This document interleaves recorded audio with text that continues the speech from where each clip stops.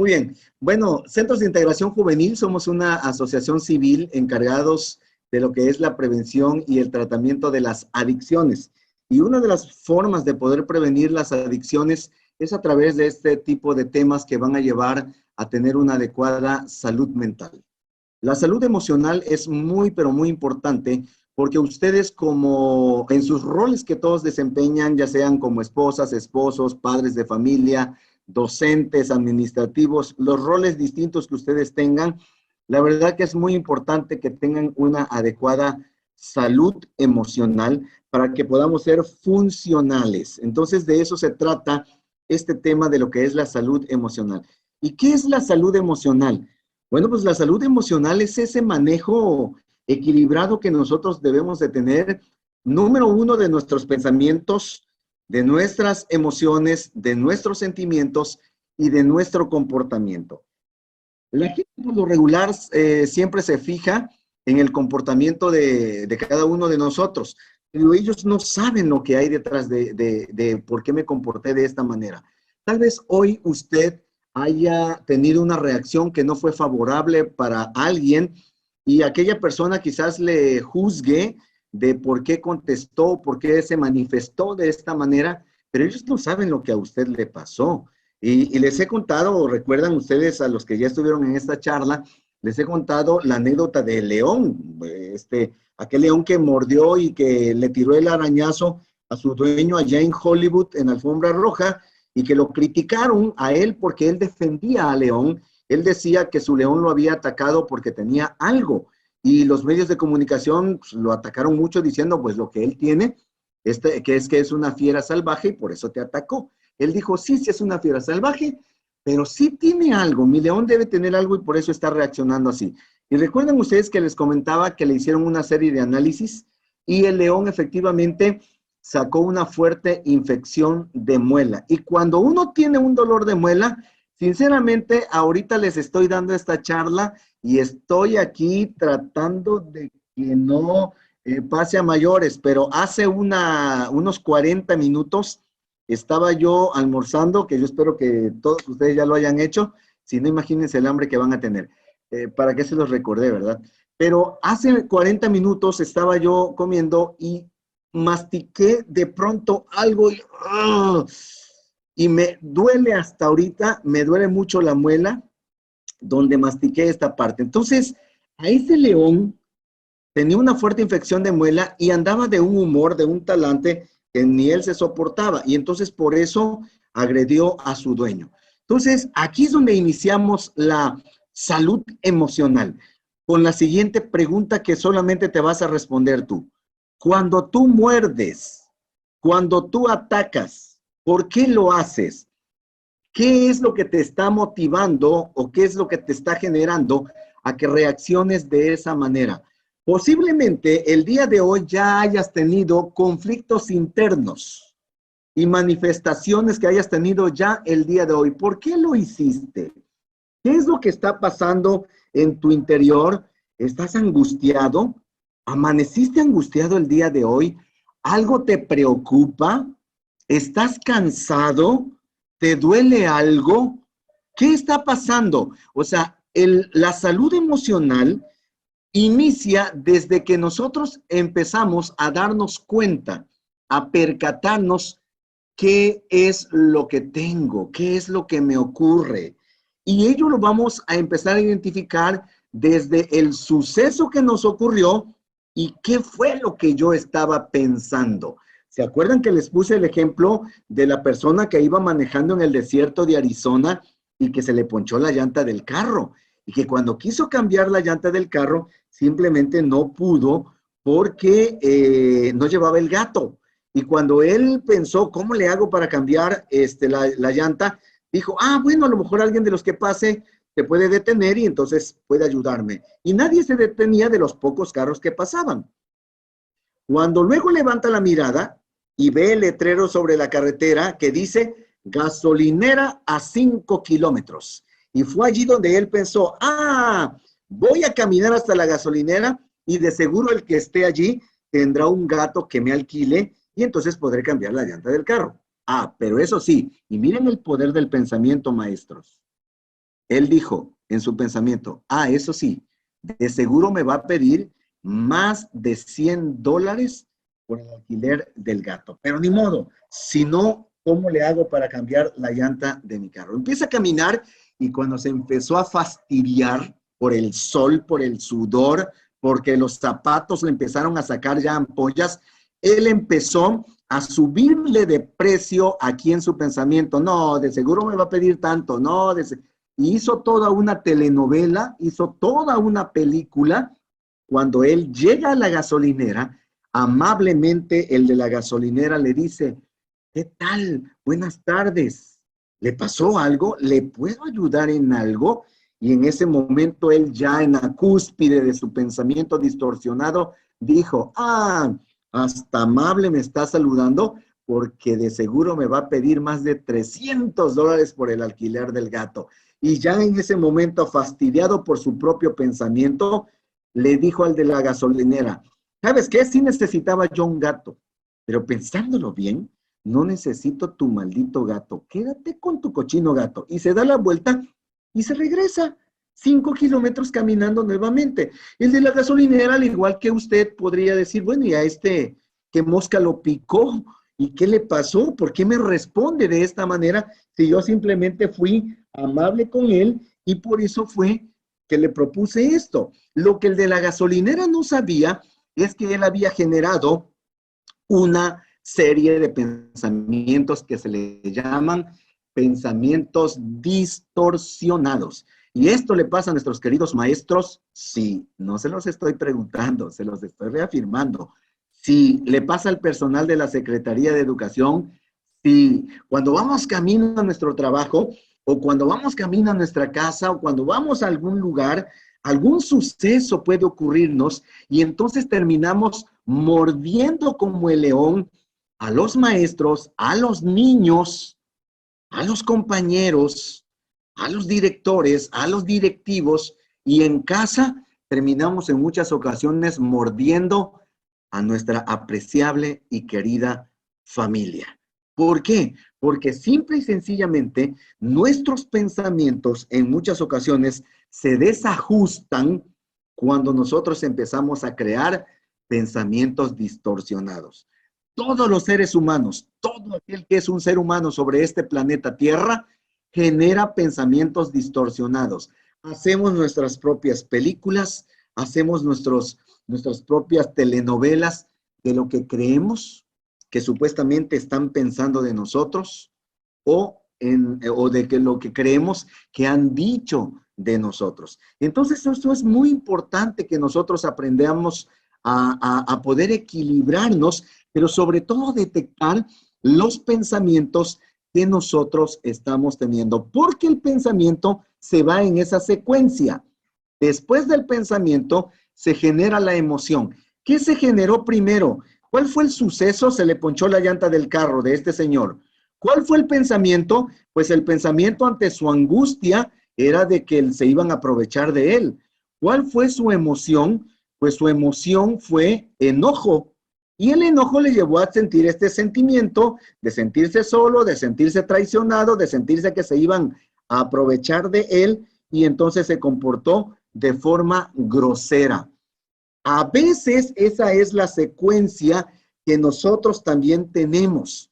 Nos comportamos de una forma que no es la adecuada por todo el acontecimiento, por toda la cadena que se está generando a raíz del suceso, después el pensamiento, la emoción que siento y el sentimiento que estoy en ese momento mostrando a través de mi cuerpo.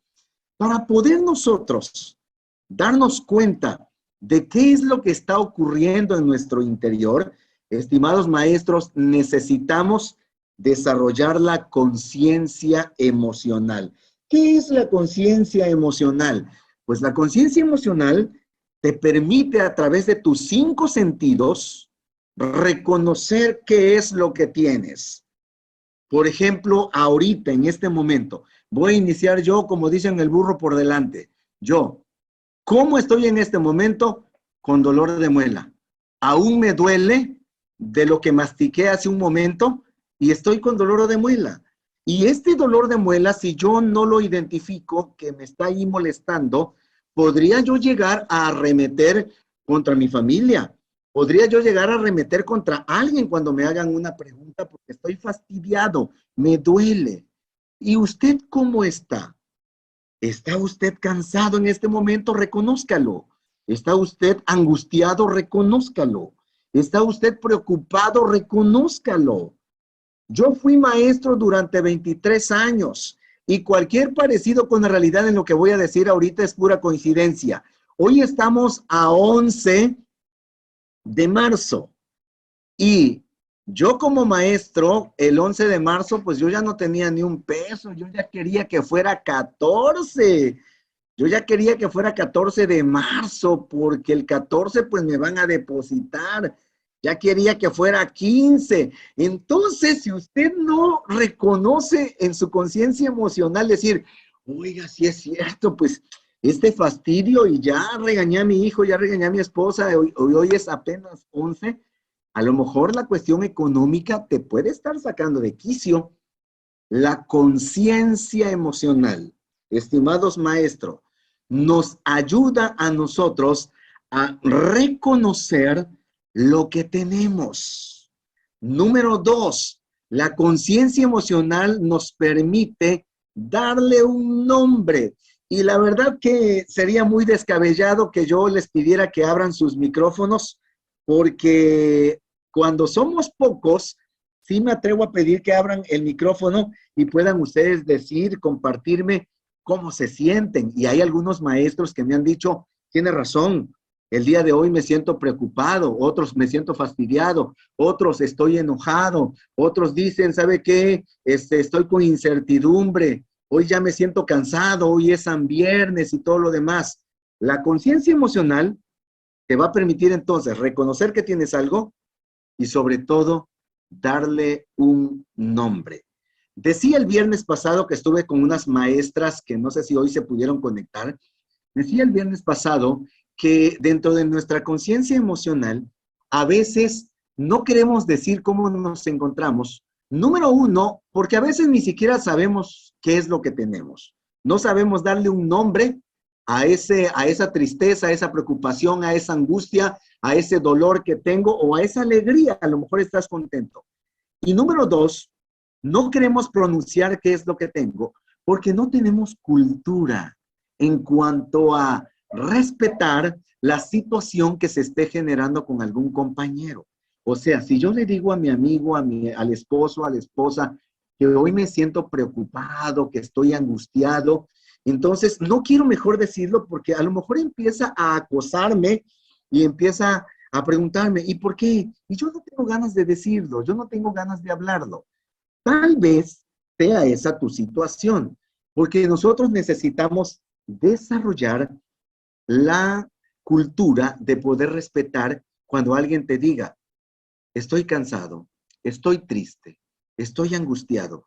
Tu deber es poderle decir, bueno, amigo, si en algo te puedo ayudar, si es que usted tiene el tiempo, si en algo te puedo ayudar, estoy a la orden. Pero si no, pues me quedo respetando que esa persona haya dicho que se siente mal, que se siente frustrado, que se siente angustiado. Pero bueno, ¿tiene un nombre lo que te ocurre?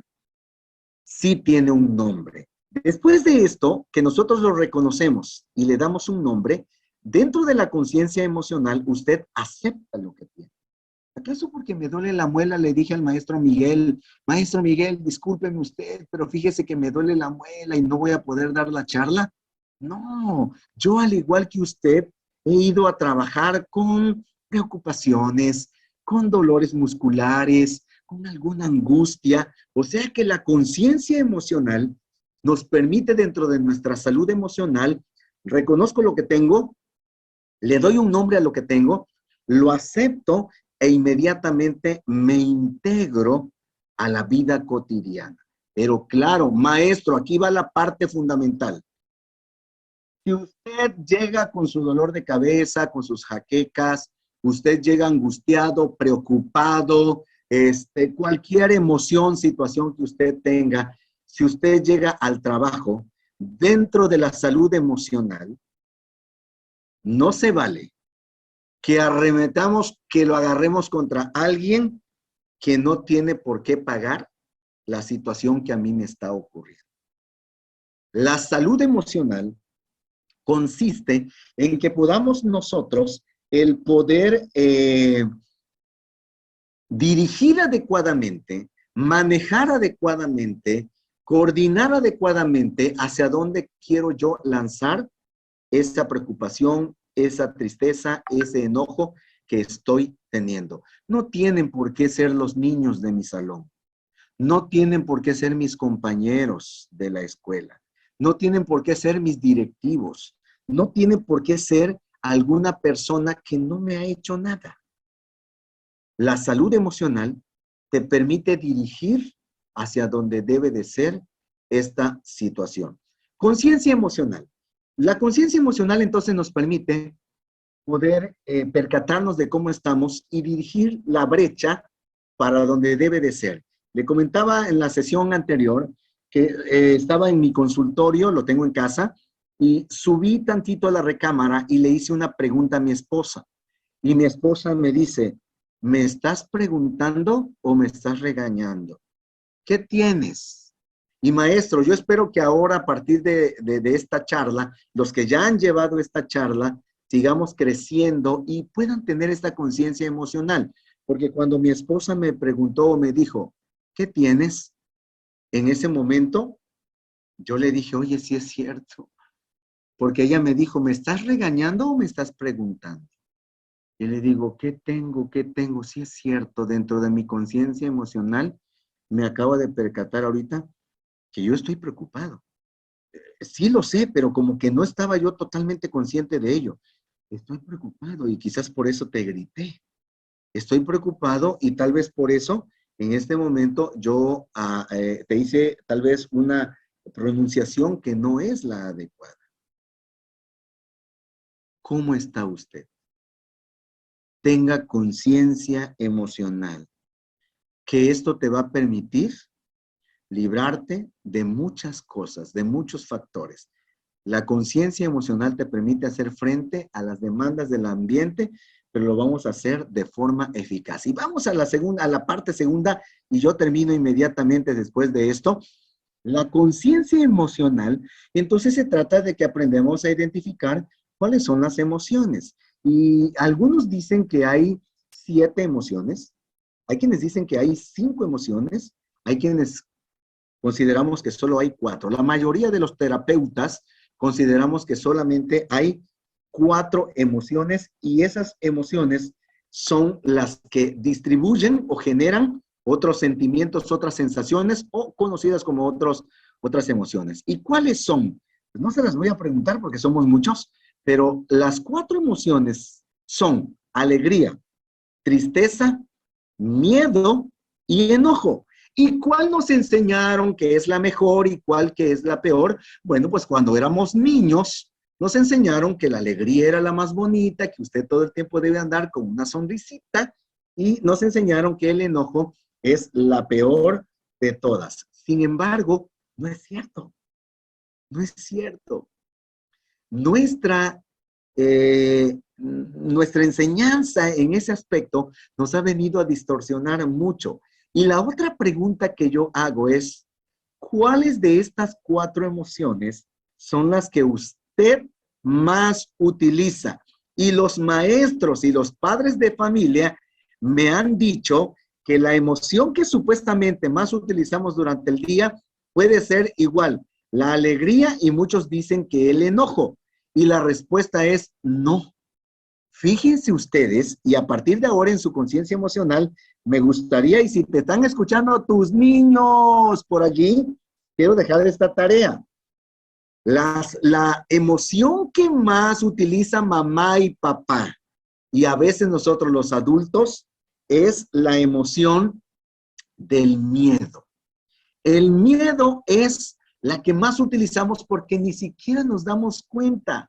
Cuando yo estoy con un grupo de maestros trabajando y son que son 20, 30, 40 maestros y hay oportunidad de preguntar, muchos de ellos se ven interesados en el momento en que estoy exponiendo, pero a la hora de que hago una pregunta o quieren comentar algo, No, no comentan y no preguntan. ¿Y saben por qué? Por miedo, por vergüenza a que no vaya yo a formular bien la pregunta, por vergüenza a que no sea que se vayan a reír de mí. Entonces, el miedo es una de las emociones que nosotros más utilizamos. Y a veces, por ejemplo, hay muchos maestros, yo sé aquí, que están estudiando maestría, que están estudiando especialidad, que están estudiando su doctorado. ¡Wow! ¡Qué bien!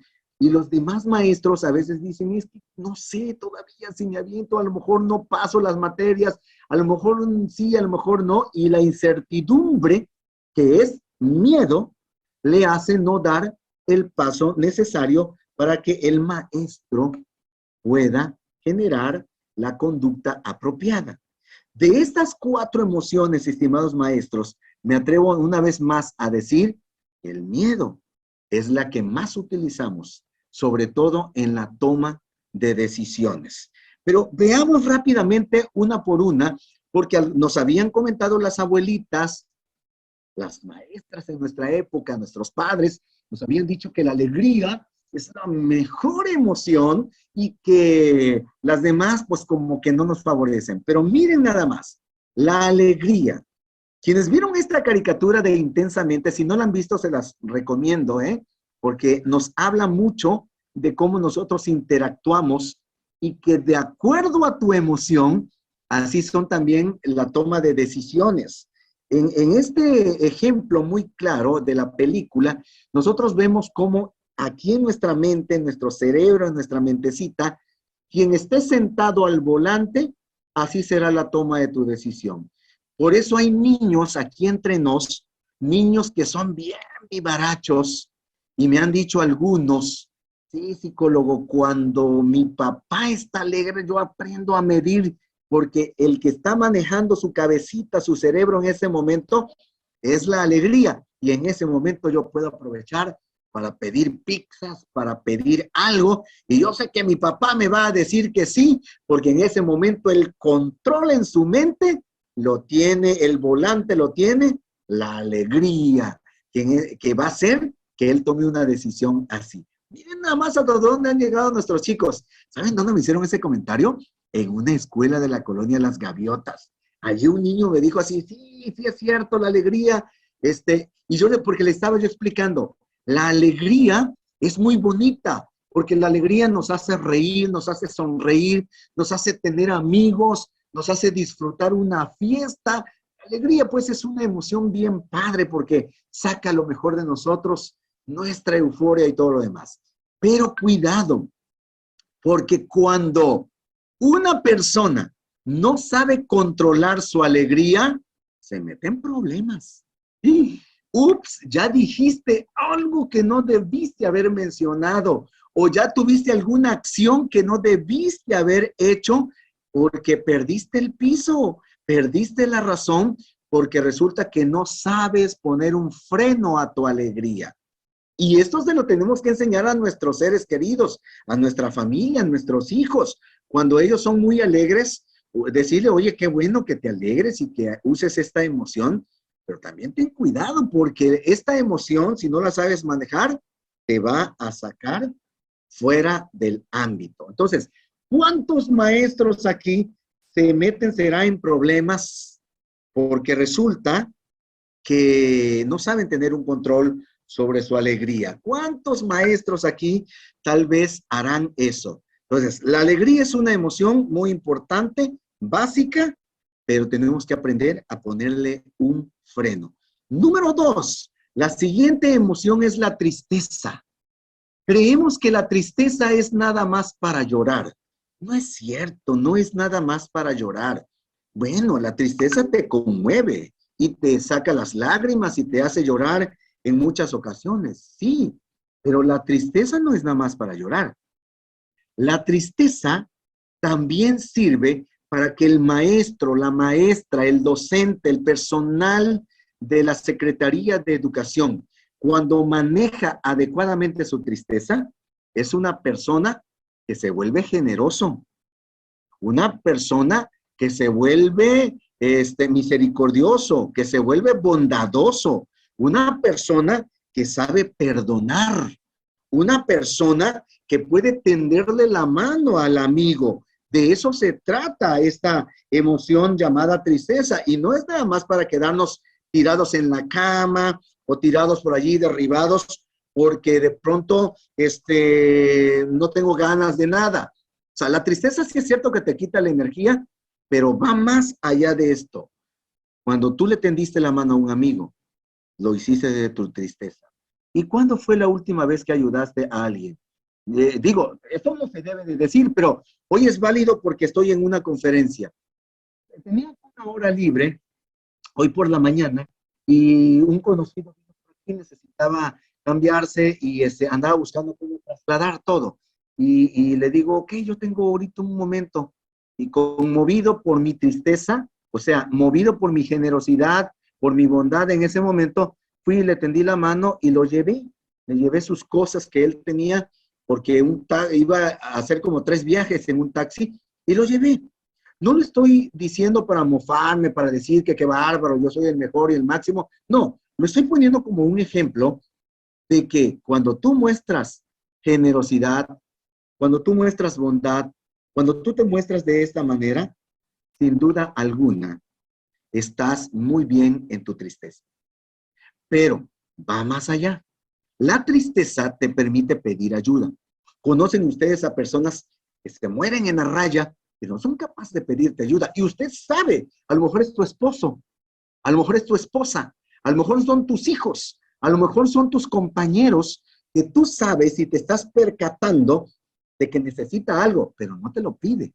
¿Y sabes por qué? Algunos dicen, es que es bien orgulloso. No, no, no, no, no se llama que es orgulloso. Quitémonos ese mal concepto. No es orgulloso. Lo que tiene es que no gestiona adecuadamente su tristeza. La charla se llama salud emocional. Así se llama la charla, lo cual significa que si usted y yo aprendemos a generar, a gestionar adecuadamente esta emoción que se llama tristeza, entonces ustedes ayudan, se vuelven generosos, pero también tienen la capacidad de pedir ayuda. La tristeza entonces no es nada más para llorar. Número 3, el miedo. Yo les decía hace un momento que el miedo es una de las emociones que nosotros más tenemos y más practicamos.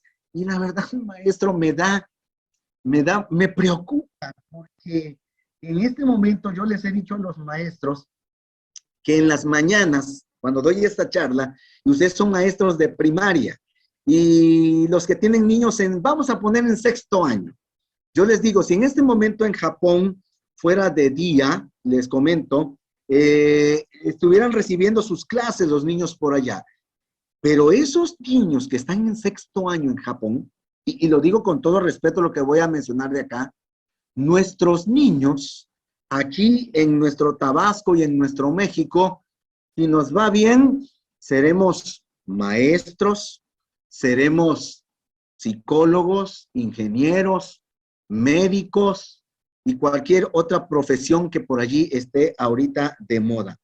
Tal vez seamos algunos profesionistas, pero los niños de Japón que están recibiendo su clase en este momento o en este día, esos niños dentro de unos 10, 15 años que se estén graduando de su universidad y que ya sean profesionistas, esos niños nos van a mandar teléfonos que van a volar. Teléfonos que voy a poder abrir como en las películas de ciencia ficción, aquí la pantalla, y pum, pum, pum, pum, y poner aquí. Y esos niños están en primaria. ¿Cuál es la diferencia? ¿Acaso el japonés, Dios le dejó un cerebro más amplio que al tabasqueño? No. Se ha comprobado científicamente que la misma masa encefálica, que el mismo cerebro que tiene el japonés, que tienen los chinos, que tienen los europeos, que tienen los de Estados Unidos, es la misma masa encefálica y el mismo cerebro que tienen nuestros niños tabasqueños, nuestros niños mexicanos. Pero el miedo va a hacer que nuestros niños no progresen y no den el paso más allá de lo que deberían de hacer. Por eso como maestros, como padres de familia, nosotros tenemos una gran tarea con ellos. Maestros, padres de familia, el miedo tiene una función importante. El miedo no es malo. El miedo innato nos hace que nosotros podamos ser precavidos. Que el niño sepa, que el adulto, que el maestro analice si me conviene o no me conviene. ¿Me aviento o no me aviento? ¿Lo hago o no lo hago? Esa capacidad de poder nosotros planear, te lo hace el miedo. Así como la tristeza hace que nosotros seamos personas bondadosas y generosas, el miedo nos hace a nosotros que podamos ser personas precavidas. Y entonces tomamos nuestra previsión y de esa manera sí le damos un buen enfoque al miedo. Pero el miedo que es programado, ese no sirve. El miedo que es aprendido, ese no sirve. Y tenemos un miedo colectivo. ¿Se acuerdan que les decía yo que nada más en el fútbol, los que les gusta el fútbol, cuando hemos ido al mundial, digo, hemos ido, me refiero a que pasa nuestro equipo, ¿no? Y decimos, México calificó al mundial, nos vamos al mundial, nos vamos. Oye, ¿y en qué grupo quedó? No, pues quedó en el grupo C, con Brasil y contra Alemania. Y todos los mexicanos casi decimos, ya perdieron. Van contra Brasil, van contra Alemania, pues ya que van, pues ya perdieron. Y ese miedo es colectivo y se hace nacional ese miedo. No utilicemos la programación neurolingüística para que nos vaya mal en el día. Ustedes como maestros saben muy bien a qué me refiero con la programación neurolingüística. Algunos dicen, el día de hoy viernes, les fue un poquito pesado y le está yendo pesado, inclusive aún a pesar de esta charla. ¿Por qué? Porque en la programación neurolingüística, el día de ayer jueves ya estabas en tu camita y entonces dijiste, ay, ahorita que me acuerdo, mañana por si fuera poco, tengo que entregar la planeación, tengo que entregar esto, o que va a llegar el supervisor, o que va a pasar esto u otro. Todavía encima de eso, ahorita que me acuerdo, a las 4 de la tarde, tengo que entrar a una charla que me invitaron allí los maestros de la SEP. Entonces, eso es programación neurolingüística. Estás programándote para cansarte, para fracasar. Estás programándote para tener un día muy, pero muy pesado. Y estimados maestros, así se hace la programación neurolingüística. Empiezo a decir, ay, mañana va a ser un día pesado, mañana tengo que hacer esto, mañana tengo que hacer lo otro. Y empezamos a autoprogramarnos y terminamos muy cansados, muy fastidiados y arremetiendo contra la esposa, contra el esposo, contra los hijos, contra los niños del salón, hasta contra el pobre perrito, contra la mascota que hay en casa. Aprendamos a desarrollar esta salud emocional. Y vamos a la última. Ya dije la alegría, que la alegría es bonita, favorable, pero cuidado porque te puede meter en problemas. Ya dije que la tristeza no es nada más para llorar y ya mencioné que el miedo, el innato, nos ayuda a ser precavidos. Último, el enojo. Ay, como que esa sí no nos gusta porque como que el enojo sí no nos favorece. El enojo, estimados maestros, estimados padres de familia, el enojo tiene una función muy importante. El enojo a nosotros nos permite defender nuestras garantías, nuestros derechos, nuestros ideales, nuestros deberes, todo lo que nosotros somos a través de lo que es el enojo. Pero claro, hemos tenido una mala enseñanza del enojo. Cuando éramos niños, quizás los papás, los maestros, la sociedad, la cultura, a las mujeres sobre todo, le enseñaron que las princesas no se enojan, que las princesas se ven feas cuando se enojan, que se ven feas cuando fruncen la ceja, que los príncipes se ven guapos cuando no son tan enojones. Y entonces, como de niños, tomamos esto como muy simbólico, pues las maestras que hoy son, digo, las que hoy son maestras, las que hoy son madres de familia, son esposas, no se saben defender. Y cuando digo no se saben defender es porque o de plano no se defienden o se defienden mal, lo cual significa que las personas, por ejemplo, aprendimos a lo largo de la vida que enojarnos no nos favorece. Sobre todo que el enojo es del diablo, que el enojo no es de Dios. Y eso no es cierto. Dios nos capacitó con las 4 emociones y por algo te dejó el enojo, pero no para que arremetamos de una forma que no es indicada. ¿Se acuerdan que les comentaba de la película de 7 años en el Tíbet con Brad Pitt? Él representa en esa película a un hombre arrogante, un hombre soberbio, un hombre egocéntrico, narcisista, como dicen los chavos, se creía la última Coca-Cola del desierto, se creía él. Y entonces en esa película le pasa un montón de sucesos, pero él se hace amigo de un personaje que murió hace unos 5 o 6 años, que se llamó el Dalai Lama. Y en esa película, el Dalai Lama, que es un monje tibetano, practica la paciencia, la paz, la armonía, el equilibrio emocional y mental.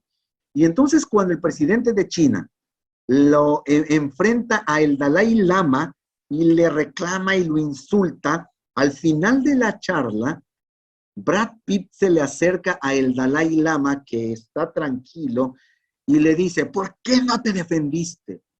¿Por qué no te defendiste? Y le dice el Dalai Lama, ah, caray, ¿por qué dices que no me defendí?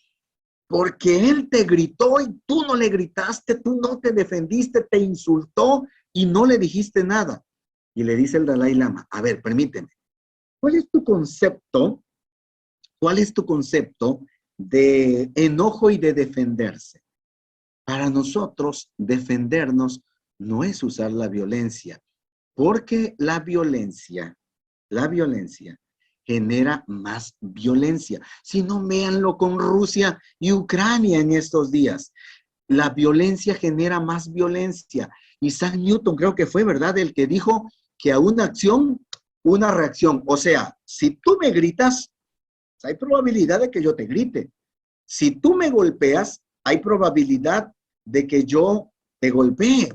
Esa es la ley, creo que sí es, maestros de Newton. Pues bueno, nosotros lo que necesitamos es no llevar a cabo la ley de Newton, si es él, cuando vamos a resolver un conflicto. Un grito, una reacción así genera más. El enojo está permitido. Hasta bíblicamente está permitido, ¿verdad? Aquellos que se lo saben, como dice, airaos, pero no pequéis, dice, ¿verdad? O sea, te puedes enojar, pero ¿cuándo es que uno peca? Con la reacción que haces con el enojo. Entonces, aprende a defenderte y estimadas esposas, estimadas maestras que están aquí, a lo mejor te enseñaron que el enojo no te favorecía, pero yo hoy te digo, sí te favorece. Solamente que aprendas a cómo desarrollarlo, cómo expresarlo de forma asertiva. Y les regalo 3 técnicas rapidísimo y aquí me despido de ustedes para que podamos tener una adecuada salud emocional y una adecuada conciencia emocional. Cuando usted esté pasando por una crisis de angustia, de preocupación, de ira, de lo que sea, utilice estas 3 técnicas. Número 1, la técnica de respiración profunda. Respirar profundamente durante 40 segundos, 1 minuto a la hora de tu crisis. Oxigenamos la corteza cerebral para que podamos tomar decisiones un poco más asertivas. ¿Por qué? Por los que están aquí saben de esto, no me van a dejar mentir que nuestras emociones se encuentran en el sistema límbico y el sistema límbico no te pide permiso para actuar. El sistema límbico actúa y ahí está la alegría, la tristeza, el miedo, el enojo y todas las demás emociones. Pero ya cuando cometemos el error, a veces decimos, ay, ya la regué, ay, ¿para qué dije esto? Y eso ya no lo estás haciendo con el sistema límbico. Esa reflexión lo estás haciendo con la corteza cerebral. Entonces, la respiración durante 1 minuto, respiración profunda durante 1 minuto durante la crisis, te va a ayudar a oxigenar y posiblemente eches a andar la corteza cerebral y tomes muy buena decisión. Técnica número 2, la técnica de la tiempo fuera. ¿Qué es el tiempo fuera? Muévete. Cuando estés en tu sillón, pensando, componiendo el mundo, en ese momento, lo que tienes que hacer es párate. Camina tantito, ve a la puerta, ve a la ventana, respiras y en ese momento te mueves. Número 3 y última técnica. Autoinstrucciones positivas. ¿Y cuál es la autoinstrucción positiva? Por ejemplo, decirte tranquilo, Nahum, tranquilo, César, tranquilo, Pati, tranquilo, Arturo, tranquilo, como te llames. Tranquilo, no pasa nada, no te enganches. Miren, les voy a decir algo, les voy a confesar algo. Yo antes me enganchaba más que ahora. Híjoles, era yo bien play. Yo creo que a veces hasta me equivoqué de carrera, porque era yo bien elitista y peleaba, yo me enganchaba por todo.